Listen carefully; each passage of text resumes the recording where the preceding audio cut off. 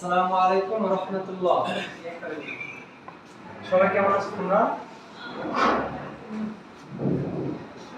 এই রাফি, তুমি গতকালকে কেন আসছিলে না বাবা?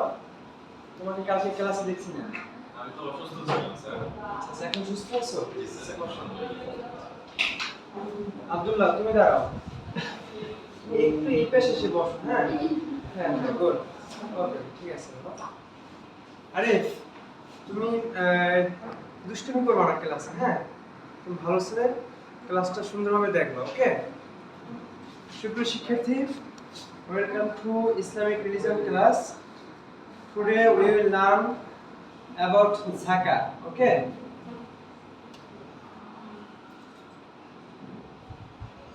আমি মোহাম্মদ কামাল হোসেন, ইসলাম ও নৈতিক শিক্ষা department, metropolitan school and college, Hasnabad campus. সুপ্রিয় শিক্ষার্থী, আমরা অনেকেই ধনী হই কিংবা টাকা পয়সার অনেক মালিক হই। সেক্ষেত্রে আমাদের কিছু করণীয় আছে। এই সম্পদ যেহেতু আমাদেরকে আল্লাহ সুবহানাহু ওয়া তাআলা দান করেন, এটা শুধুমাত্র আমার ভোগ করার জন্য না, এখানে গরিবের হক আছে, এখানে কিছু মানুষের হক আছে, সেই মানুষের হক আদায় করতে হবে। এই জন্য ইসলামিক অর্থনীতিতে যাকাতের প্রচলন আছে। আজকে আমরা সেই যাকাত সম্পর্কে একটা ধারণা নেব। তোমাদের গতকালকে যে কাজগুলো দিয়েছিলাম, সেই কাজগুলো সবাই করেছো? ওকে, থ্যাংক ইউ। আজকে আমরা প্রথমে জেনে নেই যে যাকাত বিষয়টা আসলে কি। যাকাত মানে হচ্ছে বৃদ্ধি করা, ইনক্রিজ, পবিত্র হওয়া এবং সম্পদকে সংরক্ষণ করার দায়িত্ব আল্লাহর হাতে ন্যস্ত করা। সুপ্রিয় শিক্ষার্থী, আমরা এখানে দেখি যে আমাদের অনেক অজস্র টাকা থাকে, পাশাপাশি অভাবী মানুষের খালি হাত থাকে। তোমরা নিশ্চয়ই পিকচারটা দেখতে পাচ্ছ। এবার আসি, আল্লাহ সুবহানাহু ওয়া তাআলা এই সম্পদের উপরে কি বলেছেন, আমাদের করণীয় হিসেবে কি করতে হবে। আল্লাহ বলেন, আকিমুস সালাতা ওয়া আতুজ যাকাত, তোমরা নামাজ প্রতিষ্ঠা করো এবং যাকাত আদায় করো। অপর আয়াতে বলেন, ক্বাদ আফলাহা মান তাযাক্কা, যে যাকাত আদায় করলো সে সফল হয়ে গেল। সুপ্রিয় শিক্ষার্থী, এই যে আকিমুস সালাত ওয়া আতুজ যাকাত, নামাজের সাথে সাথে আমাদের যাকাতের হকের ব্যাপারে আল্লাহ আদেশ করলেন। কারণ হচ্ছে নামাজ যেমন শারীরিক ইবাদত, যাকাত হচ্ছে আর্থিক ইবাদত। এটা করলে কি হবে, আমরা সফল হব। এবার আসি, যাকাত আসলে কাদের উপর ফরজ। আমরা দেখতে পাচ্ছি যাকাত ফরজ হওয়ার জন্য প্রথম যে শর্তটা, সেটা হচ্ছে মুসলিম হওয়া। মুসলমান হলে তার উপর যাকাত ফরজ। এখন কেমন মুসলমান হতে হবে সেটা আমরা বিস্তারিত বলবো। শুধু মুসলিম হব প্রথম শর্ত। দ্বিতীয় শর্ত হচ্ছে নিসাব পরিমাণ মালের মালিক হওয়া, অর্থাৎ 7.5 তলা স্বর্ণ অথবা 52.5 তলা রৌপ্য যদি আমাদের থাকে, তাহলে আমরা যাকাতের মালিকানায় করে যাব। যাকাত তখন আমার উপরে ফরজ হয়ে যাবে। সুপ্রিয় শিক্ষার্থী, এরপরে আমার মালিক আছে, আমি সম্পদের মালিক আছি, বাট আমি স্বাধীন না, আমি পরাধীন, আমি কারান্তর কিংবা আমি বিভিন্ন রকম বিপদে আছি। অর্থাৎ আমি স্বাধীনভাবে যে যাকাতটা পে করব সেরকম অপরচুনিটি আমার নেই।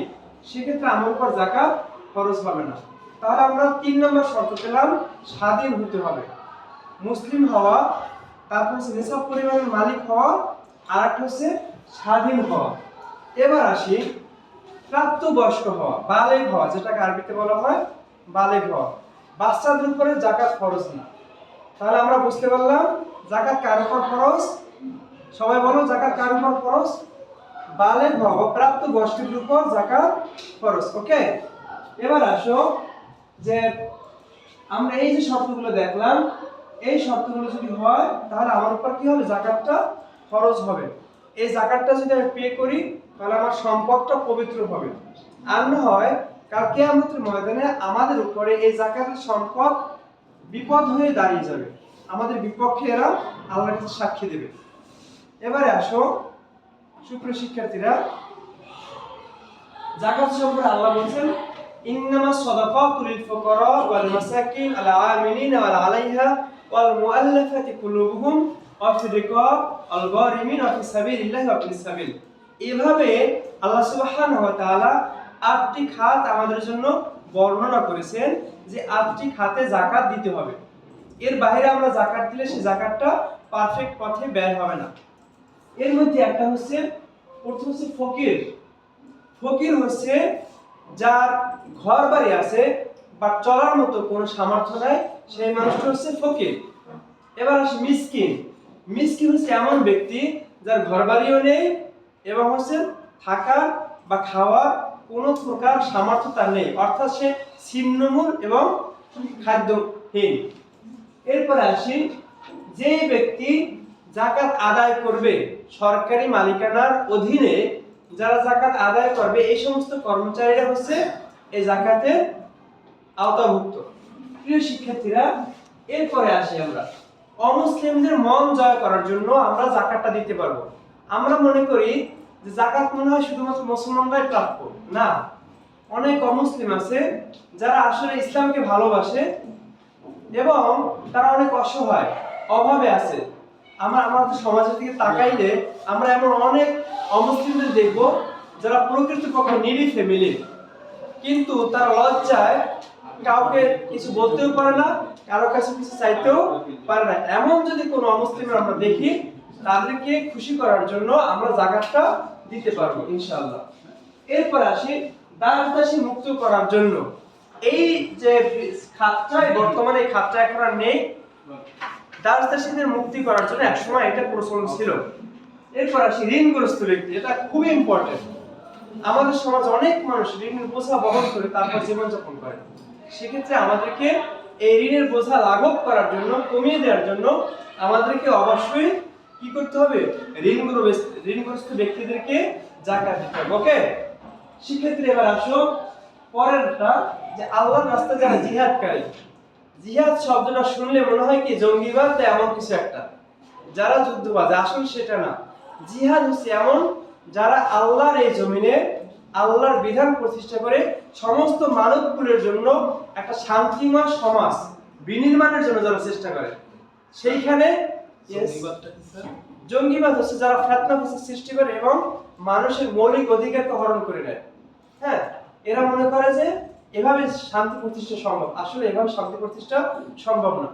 ইসলাম এটাকে সম্পূর্ণরূপে নিষেধ করেছে। প্রিয় শিক্ষার্থী, এবার আসি মুসাফির।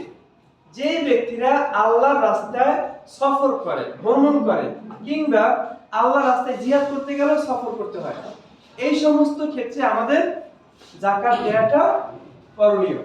প্রিয় শিক্ষার্থীরা, তাহলে আমরা যাকাতের খাত কয়টা পেলাম? 8টি খাত পেলাম। কয়টি খাত পেলাম? 8টি খাত। ওকে, মনে থাকবে সবার ইনশাআল্লাহ। এবার শোনো, তোমরা 4 জন করে দলে বিভক্ত হয়ে যাও। বিভক্ত হয়ে একটা দলে লাগবা। যেমন এই যে জেরিন, আরিফ আর অমর আর হচ্ছে মাহবুব, এই 4 জন মিলে তোমরা একটা দল করবে। এই দলের কাজ হচ্ছে মাসারিফুজ যাকাত, যাকাতের খাত যে 8টা, সেই 8টা খাত লাগবা। ওকে, এবার পরের গ্রুপ তোমরা যে 4 জন আছো, এই 4 জন লেখবা হচ্ছে জিহাদ কাকে বলে এবং এই জিহাদকারীদেরকে যাকাত দেওয়ার জরুরতটা কি। ওকে, তোমরা যে পিছনের 4 জন আছো, এরা লেখবা যাকাত কাকে বলে। ওকে, এবার তোমাদের এই পাশের 4 জন লেখবা যাকাতের উপকারিতাটা কি সমাজ বিনির্মাণে। ওকে, এসব আমরা দলীয় কাজটা শেষ করলাম। এবার আমি তোমাদেরকে একটু জিজ্ঞেস করি, বলো তো যাকাত অর্থ কি? মূল্যায়ন করা, নাকি? যাকাত অর্থ কি? পবিত্র করা, বৃদ্ধি করা, আমার সম্পদকে সঠিকভাবে মূল্যায়ন করা। ওকে, এবার আসো যাকাতের শতকরা পরিমাণ কত? 2.5%। কত? 2.5%। ওকে, এবার আসো ইসলামের পঞ্চম স্তম্ভ কোনটি? যাকাত।